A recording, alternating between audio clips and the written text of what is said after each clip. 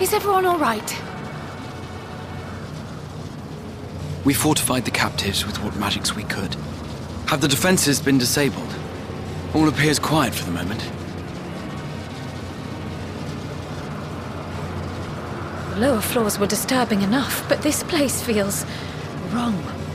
The ether is heavy and thick, like wading through a quagmire.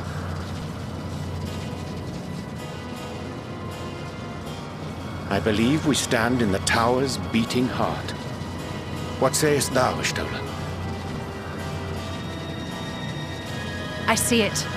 Ether siphoned from the land runs up through the spire, flowing to a single point. This is the core we seek. Yet something is off. As large as this structure is, it siphons far more ether than is required to sustain it. 'Tis as if the core is feeding on the energy, consuming it. I need to take a closer look.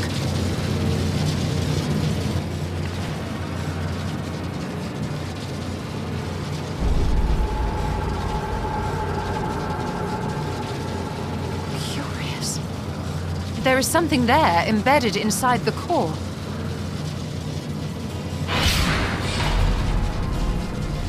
A man's limb. This is what we came to destroy? Yes, if you would be so kind.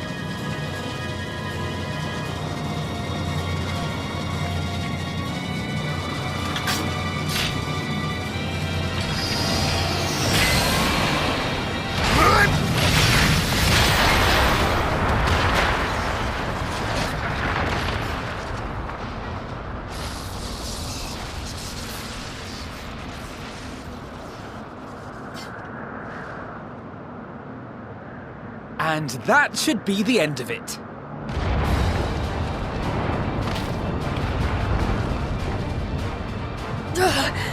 What now? My theory that the tower might come crashing down following the core's destruction doth appear to be correct. Bully for you! And how are we supposed to survive the fall?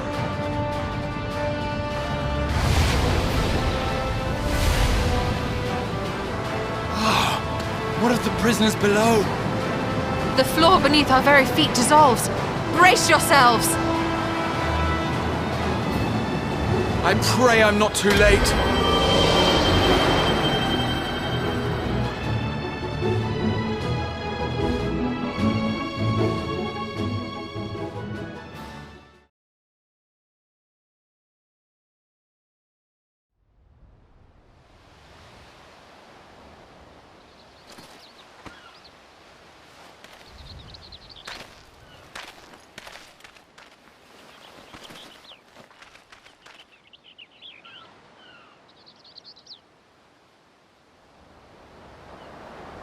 Oh, what happened? Where are we?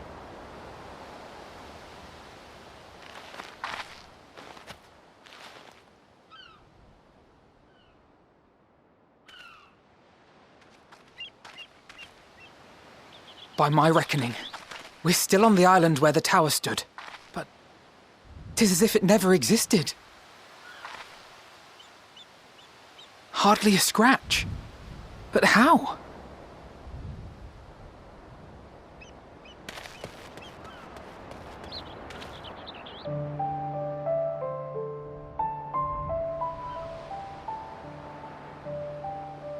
Graha wove a levitation spell at the last moment.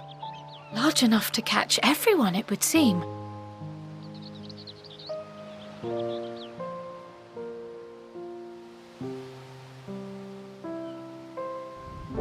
That explains the lack of obvious injuries.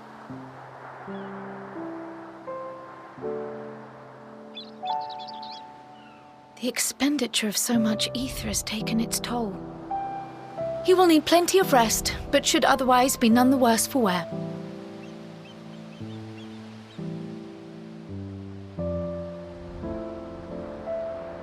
Then the immediate problem is what to do with our new friends here. They'll be much changed for their time in the tower. Even if their bodies are intact, I doubt we could say the same for their minds.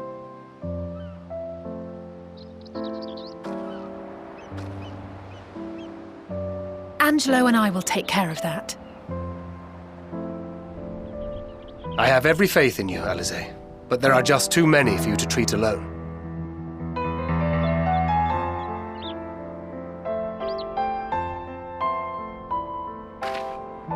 We'll send at once to Eorzea for more porksies, and call on the local mages to lend a hand. Hail, Scions!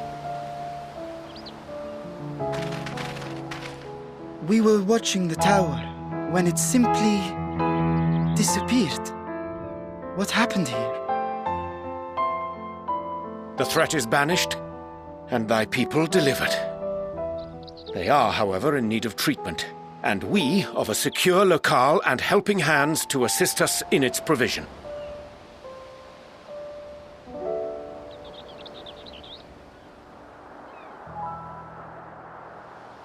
You shall have all this and more. Come, let us convey these unfortunate souls to the city.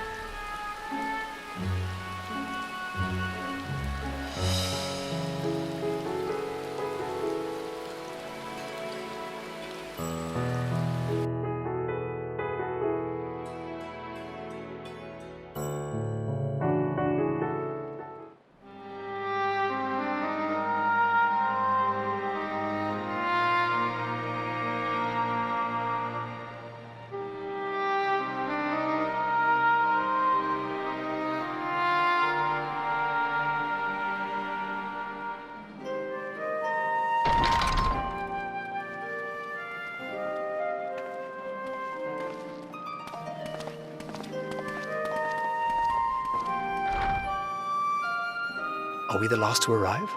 I hope we've not kept you waiting. Not at all. Your comrade is feeling better, I trust. Much better, thank you. Harnish remedies are certainly potent, in more ways than one.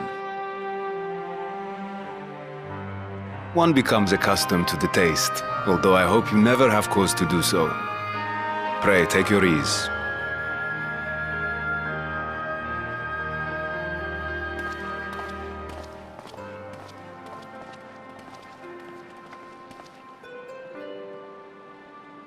Full glad I am to see you all unharmed.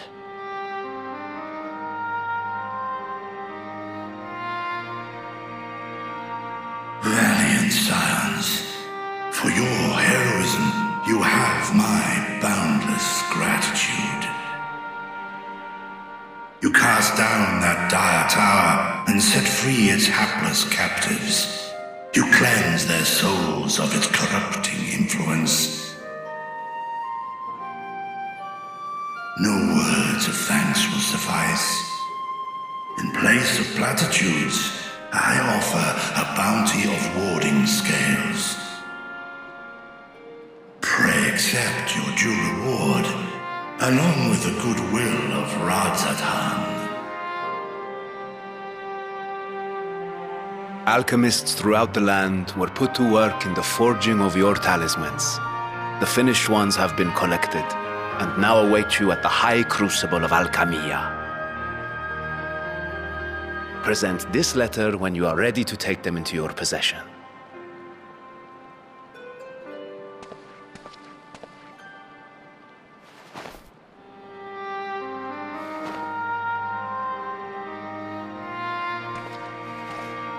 We are humbled by your generosity.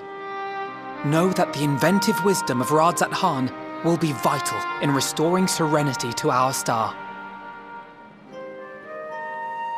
Every single one of those scales came from you, didn't they? You must still be in such pain.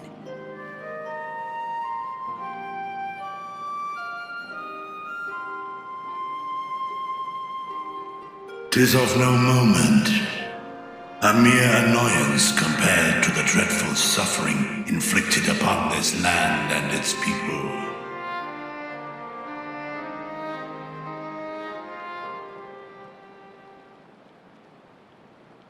Albeit brief, my involvement in the Dragonsong War afforded me a glimpse of the myriad sorrows which consumed both dragon and man. Though you were half a world away, such tragedies as befell your kin must have affected you deeply.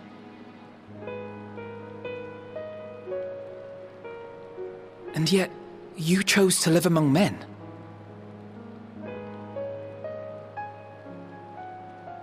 In the age when that conflict first bloomed, my choice had already been made. In some distant place, man slew dragon, and dragon slaughtered man. Yet no hate could I muster for those smiling faces which did look to me for guidance. Not even my brother's righteous rage could rally me to his cause. I huddled here, secret and still, hoping against hope that which I had built would remain untouched by the chaos and carnage.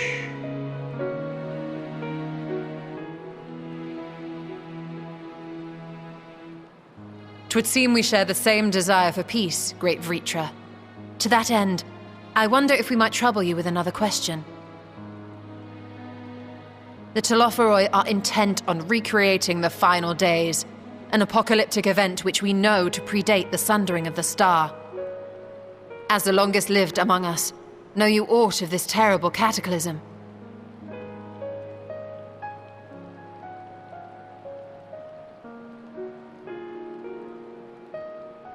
Nay.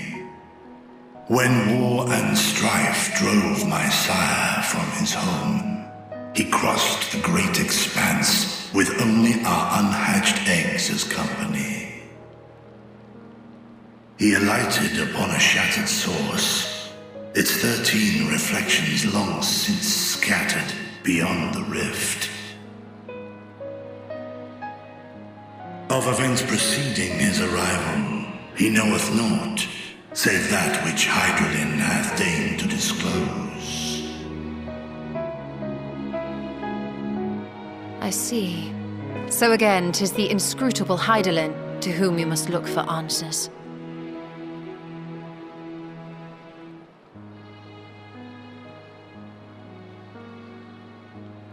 Seek you to divine the will of this star? If so, I have a tale which may afford you some small comfort.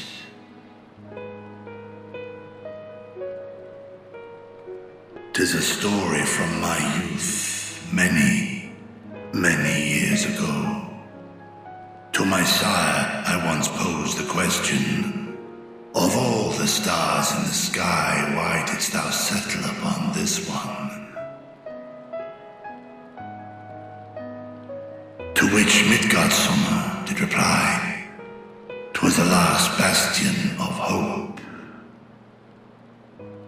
He believed so long as Hydralin endured, so too might dragonkind. Solemn and portentous were his words. What deeper meaning they held, I could not, dared not pursue. 'Tis a stone I've left unturned ever since. Yet take you solace in the knowledge that whatsoever Hydralin does strive towards, 'tis an ideal which hath earned my sire's conviction.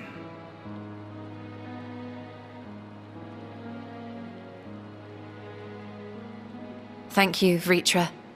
You've given us warm reassurance in a world gripped by cold uncertainty.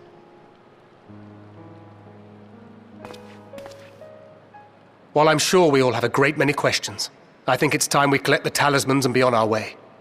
Our fight against the Talophoroi is far from finished.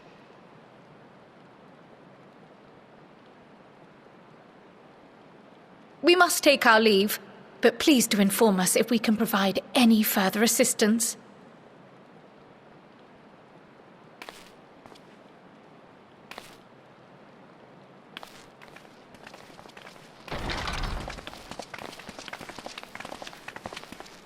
Prithee, a moment.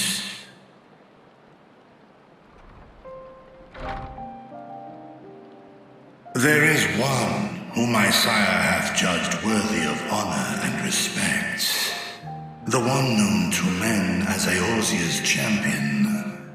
This hero of renown and rumor, 'tis thee.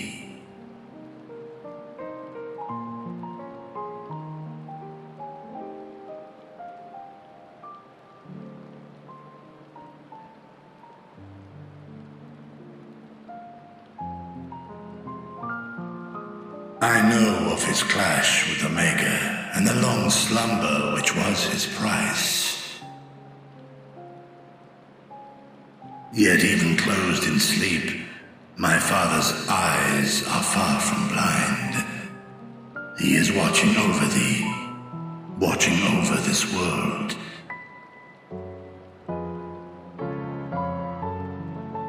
'Twas a revelation most pleasing that thou, a child of man, had gained Midgardsormr's trust, but alongside mine elation runneth a rivulet of dread. For upon thy life's reel wind too many threads of fate, power, wheel enmeshed with woe. Amidst this tangled knot thou shalt know no rest. 'Tis an endless confluence of forces, a struggle without surcease. More terrible still is the attrition wrought upon thy companions, as they are swept up in the storm of thine existence.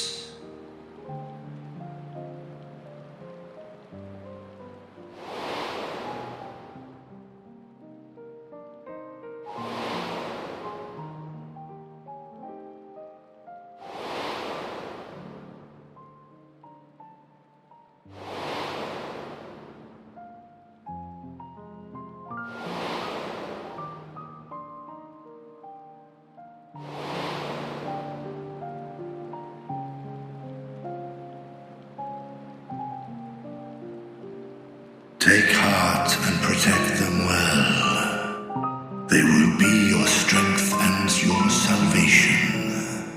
The hope thou wilt need come the end. Even cowering behind my curtain, I know the suffering of the powerful. I have watched my siblings driven mad by loss. Thus do I exhort thee to spare no effort to keep thy loved ones safe.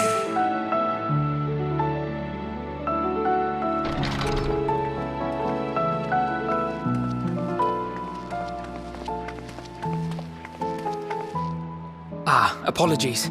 We hadn't meant to interrupt. It's just that we do have a history of suddenly collapsing, and when you didn't follow us out...